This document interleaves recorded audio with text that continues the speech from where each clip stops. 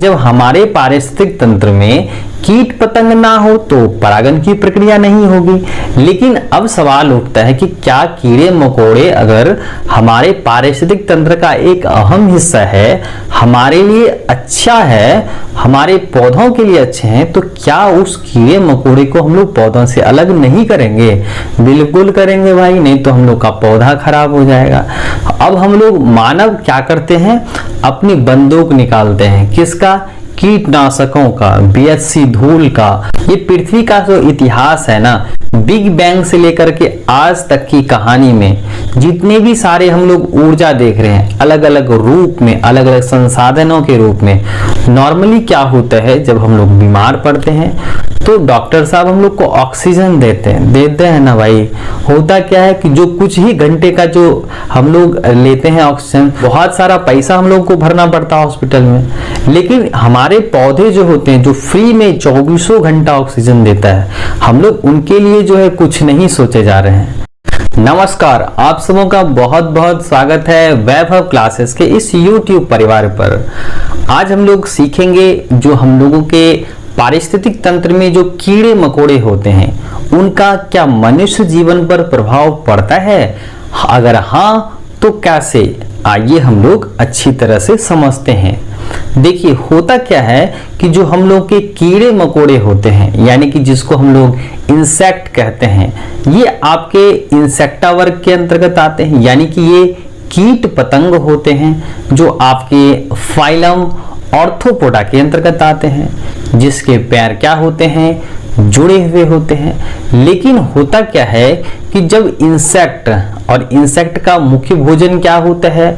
वो हम लोगों के ही पौधे होते हैं। तो हम लोग क्या करते हैं, जैसे जैसे हम लोगों ने ज्ञान का भंडार सीखा, हम लोगों ने जैसे जैसे बदलाव के साथ हम लोग का बुद्धि विवेक बढ़ता चला गया, तो उस दौरान हम लोगों ने भी जो है अलग अलग बदलाव करने शुरू कर दिए।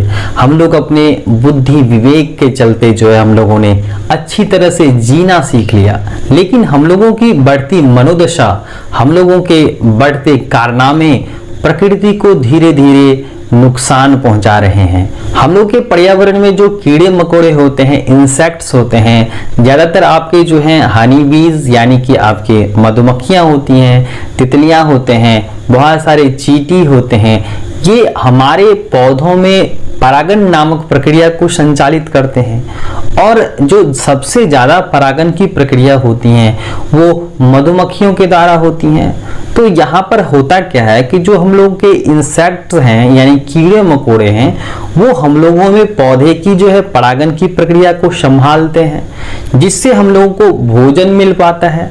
अगर वो कीड़े मकोड़े ना रहें तो हमारे पौधों में परागन की प्रक्रिया नहीं हो पाएगी, और अगर नहीं होती हैं तो फिर हम लोगों के पौधों में फल नहीं लगेंगे। अब देखिए, होता क्या है कि जब हमारे कीट पतंग जो होते हैं ना, वह पौधों को क्या करते हैं? क्षति पहुंचाते हैं, उनकी पत्तियों को अपना आहार बनाते हैं। तो हम लोग विवशतावश हम लोग क्या कर देते हैं? उन कीड़े मकोड़े को मारते हैं। अब होता क्या है कि जब हमारे पारिस्थितिक तंत्र में कीट पतंग ना हो तो परागन की प्रक्रिया नहीं होगी। लेकिन अब सवाल उठता है कि क्या कीड़े मकोड़े अगर हमारे पारिस्थितिक तंत्र का एक अहम हिस्सा है, हमारे लिए अच्छा है, हमारे पौधों के लिए अच्छे हैं, तो क्या उस कीड़े मकोड़े को हम लोग पौधों से अलग नहीं करेंगे? बिल्कुल करेंगे भाई, नहीं तो हम लोग का पौधा खराब हो जाएगा। अब हम लोग मानव क्या करते हैं, अपनी बंदूक निकालते हैं, किसका? कीटनाशकों का, बीएचसी धूल का, बहुत सारे ऐसे जहर का। तो जिससे क्या होता है, पौधों पर जो लगने वाले कीट पतंग होते हैं वे तो हट जाते हैं या तो मर जाते हैं, लेकिन इसका सीधा प्रभाव हमारे पॉलिनेशंस पर पड़ता है। तो हम लोग दोनों तरफ से जाते हैं। अगर हम लोग पौधे से कीट पतंगों को ना हटाएं, ना छिड़काव करें, तो हम लोग के पौधे मर जाएंगे। तो हम लोग क्या कर सकते हैं? तो यहाँ पर हम लोगों को एक ही ऑप्शंस दिखता है कि हम लोग प्रकृति में जो कीड़े मकोड़े होते हैं उनको हम लोग इस कदर हटाएं कि जो है हम लोग के कीड़े मकोड़े भी ना मरे और पौधों से भी उसकी रक्षा हो जाए, यानी परागण की प्रक्रिया हो सके। तो कीड़े मकोड़े और पौधों के बीच में जो रिलेशनशिप है, जैसे कि कीड़े मकोड़े पौधे के तने एवं जो है पत्तियों को खाते हैं, तो ज्यादा से ज्यादा हम लोग क्या करें, एक ऐसे रसायन का उपयोग करें जिसकी वजह से कीट पतंग भी ना मरे और पौधे भी स्वस्थ हो जाए। तो हम लोग जितने भी सारे जो आपके सिंथेटिक आपके बायोपेस्टिसाइड्स होते हैं, इंसेक्टिसाइड्स होते हैं, हर्बिसाइड्स होते हैं, आपके फंजीसाइड्स होते हैं, इन सारी चीजों का उपयोग कम से कम करना चाहिए और जो बाकी अपने से बनाए गए बायोटिक्स जो होते हैं उसका इस्तेमाल किया जाना चाहिए, ताकि हम और हमारे कीड़े मकोड़े वो अच्छे से सरवाइव कर सके और वो हमारे पर्यावरण में पौधे का अच्छा पॉलिनेटर्स होते हैं तो वो भी रहेंगे, तब हम लोगों का पर्यावरण स्वस्थ रह सकता है। तो इसीलिए हम लोगों को कम से कम कीट पतंगों को नुकसान किए बिना पौधों से उनकी रक्षा करनी चाहिए, ताकि हम और हमारा दुनिया ये हंसता खिलता मिले, आराम से इसको भोजन मिलता रहे और कीड़े मकोड़े अपना पॉलिनेशंस और वो अपना भोजन प्राप्त करता रहे। अब हम लोग बात करते हैं वर्तमान मनुष्य, यानी कि जो वर्तमान समय में मनुष्य इस पृथ्वी पर जी रहा है और जो हम लोगों के इतिहास में मनुष्यों ने इस पृथ्वी पर जीवन जिया। ये पृथ्वी का जो इतिहास है ना, बिग बैंग से लेकर के आज तक की कहानी में जितने भी सारे हम लोग ऊर्जा देख रहे हैं अलग अलग रूप में, अलग अलग संसाधनों के रूप में, वो उस समय बनी थी जब हम लोग की पृथ्वी बनी थी, यानी पूरी कायनात बनी। और जितने भी हमारे सौर मंडल हैं वहां पर जो है हम लोग का एक पृथ्वी ही एकमात्र ऐसा ग्रह है जहां पर जीवन संभव है। और इसलिए भी क्योंकि यहाँ पर खाने के लिए भोजन है, पहनने के लिए कपड़े हैं और रहने के लिए उचित आवास है। और सबसे मजेदार बात ये कि यहाँ पर हम लोगों को ऑक्सीजन यानी प्राणवायु मिलता है। अब आ जाइए हम लोग एंशिएंट लाइफ में, यानी कि जो हम लोगों के पूर्वज जंगलों से हम लोगों के शहरीकरण यानी कि गांव तक, शहरों तक पहुंचे हैं, यानी कि वर्तमान पीढ़ी जिसे हम और आप विकसित मानव कहते हैं। इसका जो पुराना इतिहास, अगर हम लोग इतिहास को देखें तो वहां पर मनुष्य जो है जंगलों में पशुओं की तरह रहते थे। वे अपना भोजन उन्हीं जंगलों से लाते थे, प्राकृतिक संसाधनों का उपभोग करते थे, चाहे वो खाने की वस्तुएं हो, पहनने के लिए कपड़े हो। अगर हम लोग प्रकृति को कम नुकसान पहुंचाते थे तो वो अपने आंतरिक से अपने नेचर यानी कि खुद नेचर जो है अपनी प्रकृति को पूरा कर लेती थी।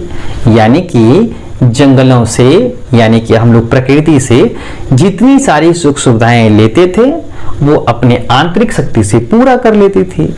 लेकिन हम लोगों की बढ़ती जनसंख्या, हम लोगों के बढ़ते शहरीकरण का जो दौर था, जिसे हम लोग आज वर्तमान समय में भी रख सकते हैं, मनुष्य की बढ़ती जनसंख्या और हमारे मनोदशा का बढ़ता जो ज्ञान है, जो हम लोगों की जानकारी की ललायितता कि हम लोग जो है इस पूरे विश्व पर, हम लोग पूरे ब्रह्मांड पर राज करेंगे, तो हम लोग का बढ़ता जनसंख्या, हम लोग की बढ़ते डिमांड, इसके कारण हम लोगों ने प्रकृति का इतना दोहन किया कि आज हम लोग अपने प्रकृति में खुद जीने के लायक नहीं है।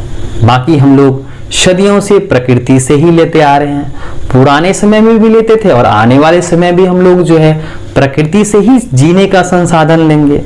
तो यहाँ पर क्या समस्या हो गई कि पुराने समय में हम लोग का प्रकृति स्वस्थ था और अभी जो वर्तमान समय है ये हम लोग का प्रकृति बीमार दिख रहा है। तो होता क्या है कि जो पुराने समय में जो प्राकृतिक संसाधन लेते थे मनुष्य, क्योंकि कम जनसंख्या थी तो वो अपना भरण पोषण कर लेती थी, लेकिन वर्तमान समय में मनुष्य की बढ़ती आबादी, इन्होंने प्राकृतिक संसाधनों का इतना प्रयोग किया, इतना हनन किया कि प्रकृति अपने आंतरिक शक्ति से अपने आप को रिफिल यानी कि पूरा नहीं कर पा रही है। अतः हम लोग ये कह सकते हैं हम लोगों की बढ़ती जनसंख्या ये सबसे बड़ा कारण है हमारे प्राकृतिक दोहन का। अगर हम लोग अच्छी तरह से जो भी हम लोग अभी रह रहे हैं इस पृथ्वी पर, अगर हम लोग प्राकृतिक संसाधनों का सीमित तथा सदुपयोग करें तो हमारी पृथ्वी जो है एक स्वच्छ और एक हरे भरे दुनिया में बदल सकती है। बाकी अगर हम लोग प्राकृतिक संसाधनों का सही से सदुपयोग करें, सही से इस्तेमाल करें, तो आने वाली पीढ़ी जो है प्राकृतिक संसाधनों का सुख भोग पाएगी। वरना आप देख ही रहे हैं हम लोग पौधों के साथ क्या किए। वे हम लोगों को प्राणवायु यानी ऑक्सीजन उपलब्ध कराते हैं। नॉर्मली क्या होता है, जब हम लोग बीमार पड़ते हैं तो डॉक्टर साहब हम लोग को ऑक्सीजन देते हैं ना भाई। होता क्या है कि जो कुछ ही घंटे का जो हम लोग लेते हैं ऑक्सीजन, बहुत सारा पैसा हम लोग को भरना पड़ता है हॉस्पिटल में। लेकिन हमारे पौधे जो होते हैं, जो फ्री में 24 घंटा ऑक्सीजन देता है, हम लोग उनके लिए जो है कुछ नहीं सोचे जा रहे हैं। तो ये हम लोगों की विडंबना है कि हम लोगों के जो है आर्टिफिशियल ऑक्सीजन, जो हम लोग को कुछ ही घंटे की आवश्यकता होती है, उनके लिए हमें बहुत सारा पैसा चुकाना पड़ता है। लेकिन हम लोग के पौधे हम लोग के जो है प्राण वायु यानी ऑक्सीजन देते हैं, हम लोग उनके लिए कदापि नहीं सोचते। थोड़ा सा भी अगर हम लोग सोचेंगे तो हम लोग इस प्रकृति को एक नए दिशा में लेके जा सकते हैं, ताकि हम और हमारा जो है आने वाला जो संतान है, हम और हमारे जो आने वाली नई पीढ़ियां हैं, एक स्वच्छ प्रकृति सौंप सके।